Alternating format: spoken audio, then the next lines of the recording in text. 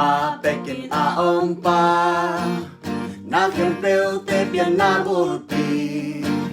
na mulo na mun omke na umlo na mun omke nisimin katwa tu kempel na telo kalap yang omke apiang na kempel sumpan na pangin na kinong musa may porti sumpanin tau panong hon kahi upite kam sumpan nong hon kahi kamaya swang pipan karon dito inong pya kagate om na may anong luhi anong tapasyan hey hey hey hey anong tapasyan hey hey Leiken mapekin ang pao Leiken mapekin aong pa na kempel te pian na bulpi na mulo na mun omke na umlo na mun omke nisimin katwa tu kempel na telo kalap yang omke apiang na kempel sumpa na panglit na kinong musa may porti sumpanin tau panong don tuahi umpite kam sumpan nong hon hiahi kamaya swang pipan karon ning tuy nong pya kagate om na may anong luhi anong tapasyan hey hey hey hey hey hey anong tapasyan oh nisite nangon imuchi na pongpa kukyaw te nangon tupya in na hinsa nang aring zakay ahun laplo omke alam ng pasyan nung taton tungki nisite nangon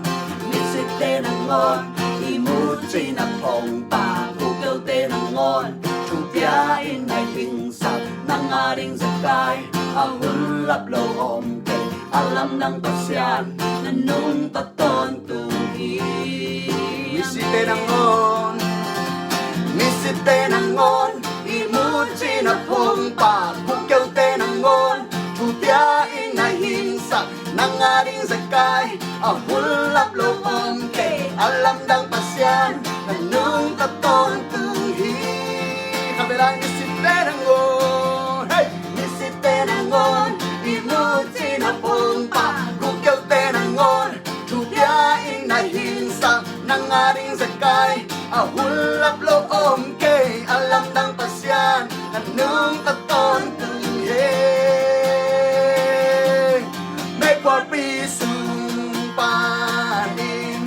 tau panong don tuahi umpite kam sumpan nong hon hiahi kamaya swang tipan karon ding tuy nong pya kagate om na may anong luhi nisite nangon imuchi na pongpa kukyaw te nangon tupyain na hinsa nang aring zakay ahulap lo omke alam ng pasyan nung taton tunghi nisite nangon hey nisite nangon imuchi na pongpa kukyaw te nangon tupyain na hinsa nang aring zakay ahulap lo omke alam ng pasyan nung taton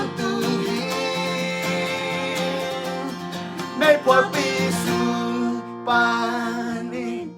tàu panong don tuahi umpite ka sumpan nong hon hiahi kamaya swang pipan karon dito'y nong pia kakateon na may anong luhi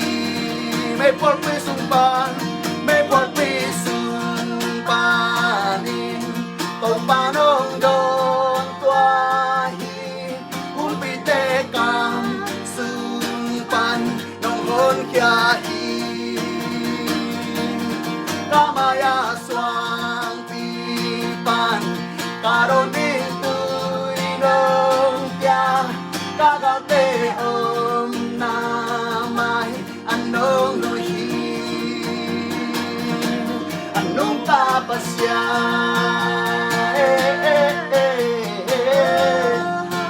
anong tapasya anong tapasya